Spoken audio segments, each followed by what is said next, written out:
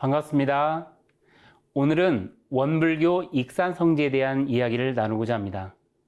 원불교의 심장이라고 말할 수 있는 총부가 익산에 있습니다. 일반적으로는 익산성지라고도 부릅니다. 15만 평의 넓은 대지, 봄, 여름, 가을, 겨울, 사계절 어느 때, 언제 방문해도 어디에 시선을 두어도 모든 것들이 아름다운 곳입니다. 혹시 익산성지에 오시면 제일 먼저 어디부터 순례하시나요? 자칫 시간에 쫓겨 대각전을 놓치는 경우도 있습니다. 그래서 오늘은 익산성지 내에 있는 대각전에 대한 이야기를 해보겠습니다. 대각전은 원불교 신앙의 대상인 법신불 일원성을 봉안하는 법당으로 도량에서의 가장 중심이 되는 건물입니다. 익산성지 대각전은 원기 20년, 서기로는 1935년 1월에 착공해서 같은 해 4월 27일에 준공되었고 규모는 84평입니다. 그 정면 불단에 일원상을 정식으로 봉안하여 세회상 원불교 신앙의 체계를 확립하여 종교의 체제를 완전히 갖추게 됩니다. 이 대각전은 기념관으로서의 의미도 있습니다.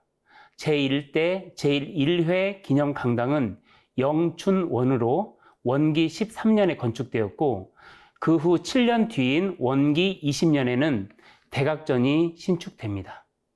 그리고 이료예회 및 사축이제를 모시는 반백년 기념관, 그리고 100주년을 기념하는 서울에 소재한 소태산 기념관이 그 명맥을 잇고 있습니다.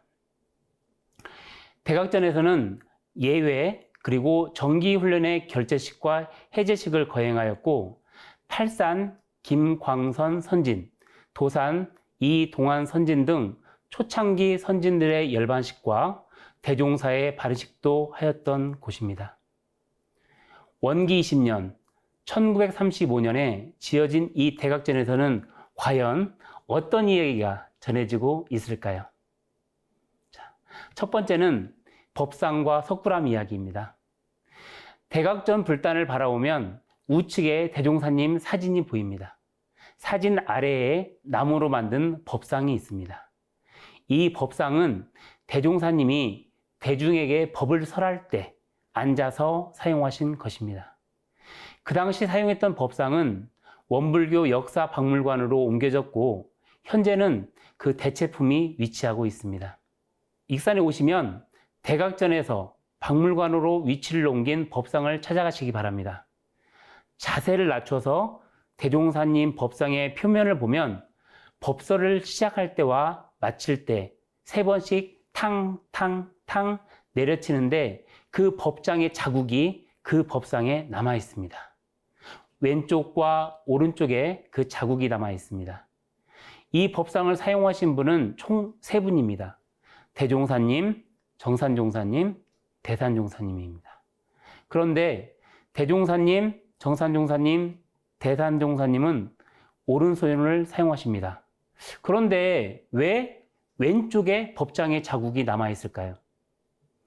대종사님 후손들의 말에 의하면 대종사님은 양손을 다 사용하셨다고 합니다. 3가지를 하실 때만 왼손을 사용하셨다고 합니다. 첫 번째는 무거운 짐을 들 때, 두 번째는 지팡이를 짚으실 때, 그리고 3번째는 법장을 사용하실 때라고 합니다. 따라서 법상 왼편의 자국은 대종사님이 법설을 하실 때 남기신 법장 자국이라고 생각하시면서 유물 전시를 보시면 더욱 생생하게 대종사님을 느끼실 수 있습니다. 자, 법상과 연계해서 지팡이를 짚으신 왼손을 확인할 수 있는 사진이 하나 있습니다. 부산 지역에서 입회한 교도들이 대종사님을 한번 뵙고자 하는 간절한 열망에 힘입어서 장적조 선지는 대종사님을 부산으로 초청합니다. 원기 16년 8월에 조송광 선진, 서중환 선진, 전웅광 선진이 대종사님을 모시고 부산에 가게 됩니다. 부산에서 체류하는 10여일 동안 40여 명이 입회해서 부산 지역의 입회 회원 수가 총 80여 명이 되었습니다. 부산 회원 10여 명과 동네 온천에 가서 온천하고 금정산 범어사를 구경하십니다. 조송광 선지는 대종사께 경주 불국사를 방문하시기를 청합니다. 그리고 그 다음날 불국사를 관람하시고 가시려고 할 때 그 옆에 석굴암 구경도 가자고 권유를 합니다.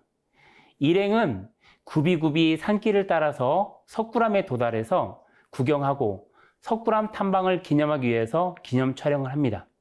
자, 그 사진을 유심히 보면 대종사님의 왼손에 쥐팡이가 쥐어진 것이 확인이 됩니다. 혹시 석굴암 가보셨나요? 지금은 석굴암 보호를 위해서 사방이 유리문으로 되어 있어서 밖에서는 구경할 수가 없습니다. 들어가려면 아침, 저녁 예불을 참석할 경우에만 허용이 됩니다. 대종사님은 불국사까지는 어느 정도 허용이 되었지만 석굴암은 가고 싶은 마음이 별로셨던 것 같습니다. 그런데 어쩔 수 없이 석굴암을 가시게 된 거죠. 마침 주지스님이 대종사님의 모습을 보고 글재 하나를 받으려 합니다. 대종사님은 이렇게 말씀하십니다. 나는 글을 안 배워 직과 평을 모르니 글을 적을 수 없소 라고 이렇게 핑계를 대십니다. 그러니까 주지스님이 이야기를 합니다. 그러면 불러주시고 옆에서 적으시면 되지 않겠습니까? 대종사님은 서중한 선진에게 글을 쓰라고 명하고 내용을 불러주십니다. 무정한 석굴암도 만인의 찬미를 받거든 항차 유정한 사람이리요 라고 말씀을 하십니다. 이 말을 듣고 주지가 땅에 엎드려 사배의 예를 올리더라 하시고 또 이르시기를 세상 사람들이 다 노루 같다 하시면서 이 노루란 놈은 우뚝하니 서 있다가 이리 뛰고 저리 뛰는데 석굴암 구경 온 사람들도 다 그와 같다. 그러니 너희들은 어디를 가나 항상 배워오는 것이 있어야 하노라 라고 가르침을 주셨습니다. 바로 이 가르침의 중요함을 또 말씀하신 거죠. 자, 아까 석굴암 앞에서 기념 촬영을 하셨다고 했습니다. 자, 그렇다면 그 사진은 누가 찍었을까요? 요즘처럼 셀카가 있는 것도 아니고 부산에 총 4명이 방문합니다. 대종사님, 조송광 선진, 서중환 선진, 전은광 선진입니다. 바로 해산 전은광 선진이 촬영한 사진입니다. 그 해산 대봉도는 교단에 많은 사진을 남긴 카메라맨이셨습니다. 대종사님의 명을 받아 하긴 했지만 사진사를 직접 집으로 초청해서 1개월간 실제 실습을 하고 벽장을 암실로 만들어서 필름 현상을 할 만큼 모든 일에 적극적이셨습니다. 교단에 남아있는 사진은 묵산 박창기 선진과 해산 전은광 선진이 촬영해서 후대에 남겨놓으신 역사 기록 유물이라고 할 수가 있겠습니다. 해산 전은광 선진의 따님인 진타원 전팔진 교도님이 어렸을 적에 집에 암실이 있었고 아버지께서 직접 인화하시는 모습을 봤다고 기억하시는 말씀을 저는 직접 들었습니다. 자, 두 번째는 공칠이 이야기입니다. 대종경 인과품 18장의 주인공은 바로 공칠이입니다. 대종사님께서 대각전에서 법설을 하고 계실 때 조금 늦게 공칠이가 뒷문을 열고 들어옵니다. 그 모습을 보고 대종사님은 대중들에게 말씀하십니다. 저 공칠이를 봐라. 이리역에 내리면 몇 층 양옥이 즐비하되 그 집에는 감히 들어가 볼 생심도 못하고 그 찌그러진 자기 집에만 찾아들지 아니하는가. 이것이 곧 자기가 지어놓은 대로 가는 신뢰이며 지어놓은 그대로 받는 표본이니라 라고 말씀하십니다. 공칠이는 불법 연구의 사람들은 다 아는 인물입니다. 공칠이가 누구인지, 무슨 일을 했는지 알아보도록 하겠습니다. 이 공칠이는 불법 연구의 시절 지금의 원광사 건물과 중앙수도원 6동 별관 사이에 흑벽돌 집에 살고 있는 사람이었습니다. 그 당시 흑벽돌 집이 두 채가 있었는데 아래채에 살고 있었으며 불법 연구회의 바깥 업무, 즉 농기구를 사오거나 또는 잔심부름, 그리고 소작농 관리를 하는 사람이었습니다. 호정명은 정용호고 입교를 해서 정공칠이라는 법명을 받게 됩니다. 공심이 대단히 많은 사람으로 일을 하는 것을 보면 공적인 일이 7할, 사적인 일을 3할 하였다고 하여서 대종사님께서 0743의 의미로 지어주신 것이 아니냐라고 할 정도로 대공심가였다는 사실입니다. 자, 이제 대각전문을 딱 열면 대공심가인 072가 생각나시겠죠? 자, 세 번째는 연불 이야기입니다. 원기 11년경 대종사께서 서울교당에 가셔 수양의 방법을 말씀하시는 중 이런 말씀을 하십니다. 초학자는 좌선보다는 연불을 많이 해야 된다. 이렇게 말씀하시니까 그 당시 젊은 시절의 구타원 이공주 종사가 나무아미타불은 이 연불은 나이 있으신 분들이 하는 건데 저는 좀 하기가 부끄럽습니다 라고 하시니까 그러면 연불 대신에 거래각도 무궁화 보보일체 대성경이라고 하는 문구를 한번 외워봐라 라고 하십니다. 그랬더니 또 옆에 있던 성성원이 또 청을 올립니다. 저도 하나 주십시오 라고 하니까 영천영지 영보장생 만세멸도 상동로라고 하는 글귀를 다시 내려주십니다. 그래서 구타원 이공주 종사와 성성원은 이 두 글귀를 연불 대신 외우는 것이죠. 자, 그런데 몇 년 후에 대종사님의 꿈에 총부 대각전에서 대중이 모여서 천도제를 지내는데 아까 말씀드린 이 주문을 외우니까 대각전 지붕 위에서 서기가 감돌았다고 합니다. 그래서 대종사님께서는 영원 천도를 위한 주문으로 사용해라 라고 말씀하시면서 지금도 이 성주라고 하는 법문은 영원 천도에 쓰이게 되는 것이죠. 자, 네 번째는 대각전 종 이야기입니다. 대종사님의 작은 아들인 길주, 법명은 광영입니다. 이리 농림학교 재학 중에 유절을 하게 됩니다. 대종사님은 총부 감원인 이건양 선진에게 대각전 큰 창문 위에 걸려있는 종을 떼오라고 하시면서 그 종을 계속해서 치라고 하셨습니다. 그러면서 사람이 죽으면 육신에서 영혼이 떨어져 나간다. 그 영이 육신에 있을 때는 사람이 무슨 말을 하면 알아듣기도 하고 느끼고 이해하기도 하지만 이 육신과 분리된 때는 혼미해져서 맑은 정신을 갖지 못한다. 그래서 그 혼미한 영을 조금이라도 각성시키는 데는 쇳소리가 제일 좋다라고 말씀하십니다. 그래서 길주의 영을 각성시키고 내 말을 잘 듣게 하기 위해서 쇳소리를 내게 한 것이다 라고 대중에게 말씀하셨다고 합니다. 참고로 불교에서 바라를 치고 요령을 울리고 종을 치고 풍경소리를 내는 것도 모두 같은 원리입니다. 우리 교단에서 처음에는 요령을 사용하다가 뒤에는 숭산 박광전 종사가 일본에 가서 좌종을 도입해 옵니다. 그래서 현재까지 우리가 사용하게 되고 있는 것이고요. 당시 숭산 종사는 좌종 치는 법까지 이곳 대각전에서 직접 가르쳐 주셨습니다. 교단의 각종 법요 행사, 특히 제나 제사의식에서 이 좌종을 많이 울리게 된 것은 이 법문에 근거한 것입니다. 삼산 김기천 종사의 발의로 이 대각전을 짓게 되고 준공은 원기 20년, 서기 1935년 4월 27일입니다.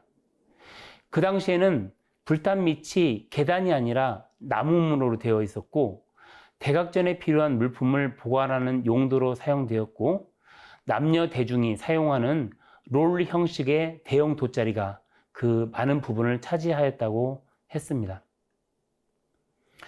지금은 돌아가신 아산 김인용 종사가 원기 40년, 서기 1955년 제1대 성업봉찬대회 때 이 협소함을 느껴서 기존 84평에서 107평으로 불단 쪽으로 4칸 증축한 일을 합력하게 됩니다. 자, 그 일을 할 때 대종사님 모시고 하는 그 심정으로 일을 하셨다고 하셨고요. 또 우연의 일치로 김기천이라고 하는 훌륭한 목수를 데리고 일했다고 합니다. 그러니까 처음에 대각전을 짓는 것도 삼산 김기천 종사의 발의로 지어진 것이고, 그 후 20년 후에 아산 김인용 종사가 대각전 증축을 할 때도 김기천이라고 하는 목수와 함께 일했다라는 것. 그러니까 우연의 일치죠. 김기천이라고 하는 그 인물이. 자, 그리고 대각전 건물의 지붕은 본래는 슬레이트로 되어 있었지만 그 증축 사업을 하면서 전부 기와로 바꿨다고 하고요. 아울러 불단 앞에 있는 아치와 2개의 기둥을 새로 보강하였다고 합니다. 대각전이 증축되기 전에는 고풍의 풍금이 있었지만 건물을 확장하고 새 피아노를 사서 들여놓게 되었고, 몇 해 전에는 그랜드 피아노로 또 바뀌게 됩니다. 원기 90년 6월 이 대각전이 국가등록문화재 제179호로 지정이 됩니다. 1950년 우리 한국전쟁이 발발하죠. 한국전쟁이 발발하고 난 후에 북한이 남한으로 계속 내려오는데 이 익산에 있는 불법 연구에도 굉장히 어려움을 처합니다. 그래서 일부는 피난을 가기도 하는데 정산종사님께서는 어딜 가도 마찬가지니까 나는 총부를 수호하겠다, 익산성지를 수호하겠다라고 하십니다. 그러면서 그 대각전에 보면 방이 2개가 있는데요. 그 왼쪽에 있는 방에 당신이 숨어 계시면서 총부를 수호하고 계시고, 또 낮에는 나와서 다시 활동을 하시다가 또 밤에는 숨어서 총부를 수호하는 역할을 그곳에서 하셨다고 합니다. 그래서 나중에 총부에 오시면 대각전에 바깥에 가보시는 거예요. 그러면 문 형태가 다릅니다. 왼쪽과 오른문의 형태가 달라요. 한쪽 문은 밖에서 봤을 때 유리문이 안 달려 있는데 왼쪽에 있는 문만 유리문이 조그맣게 있어요. 그러니까 안에서 바깥의 모습을 볼 수 있는 유리문이죠. 그래서 그곳에 정산종사님께서 지금의 우리 대각전, 그리고 우리의 성지, 그리고 우리 원불교를 한국전쟁에서 지켜내셨다라고 하는 그런 모습들도 여러분들이 한번 느껴보셨으면 좋겠습니다.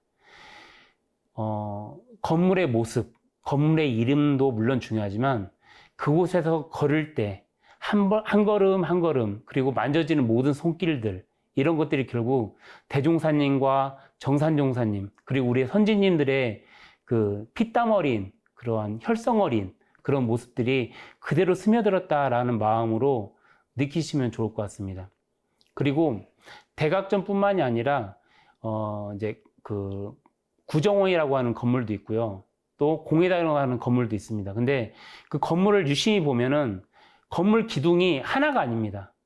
2개의 짧은 기둥을 맞붙여서 하나의 기둥을 만든 거예요. 그러다 보니까 어떻게 보면 사람들이 보면 그 당시에 2m 정도 되는 기둥 하나 없었을까 하지만 그런 절약정신, 그런 모습들이 지금도 살아있는 것이죠. 그러면서 그런 지혜, 그 다음에 아끼는 그런 모습들, 그걸 통해서 원불교의 그런 저력을 다시 한번 느낄 수 있는 그런 성지순례가 되기를 염원해 봅니다. 오늘 대각전과 관련된 몇 개의 일화를 소개해 드렸습니다. 자, 이제 대각전을 방문하실 때 법상과 석굴암, 자, 공칠이 이야기, 그 다음에 천도를 위한 성주 주문과 종 이야기가 생각나시겠죠? 또 하나 생각나는 게 있습니다. 뭐냐면 원광대학교의 초대 총장님이신 숭산 박광전 종사님과 그의 정토님이신 겸타원 임영전 종사님이 바로 이 대각전에서 결혼식을 하십니다. 사람들은 대종사님의 큰아들, 그리고 원광대학교의 총장이 결혼하는데 얼마나 성대하게 하겠는가라고 하는 기대를 가지고 이 대각전에 다 모였다고 합니다. 그런데 정말로 소박하게 결혼식을 올리신 거죠. 대종사님께서는 예전에 그 사기념례가 있었고, 사기념례를 뿐만이 아니라 이런 결혼식이라든지 장례식 이런 부분들에 대해서 허례허식을 폐지해라. 그리고 특히나 결혼식 같은 경우는 새 가정의 출발이기 때문에 더욱더 금액을 줄이고 그 대액으로 새 출발을 해야 된다라고 하시면서 그런 예전에 그런 허례허식, 남을 보여주기 위한 그런 것들은 다 없애고 정말로 실속 있게 결혼식을 올리신 거죠. 지금 말하면 스몰 웨딩처럼 그렇게 결혼식을 하신 겁니다. 그러면서 지금의 우리의 원불교의 토대가 바로 이러한 허례허식을 폐지하고 실속을 가진 그런 의식이 아니었을까 그런 생각도 들어집니다.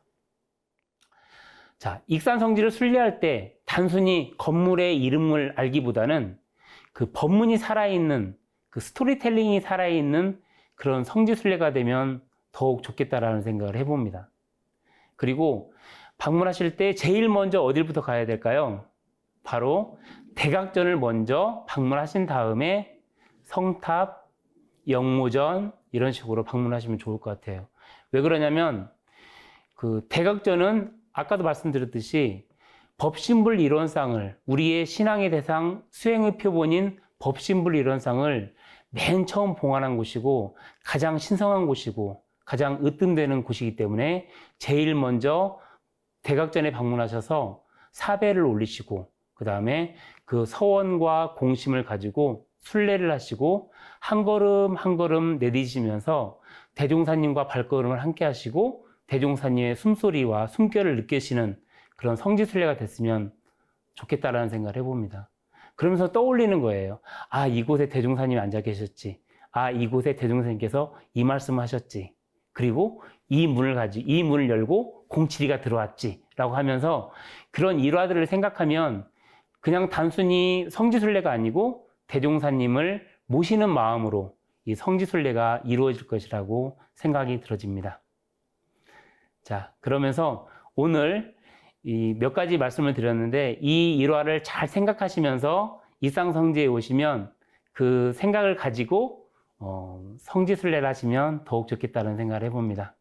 자, 오늘 설교를 마치도록 하겠습니다. 감사합니다.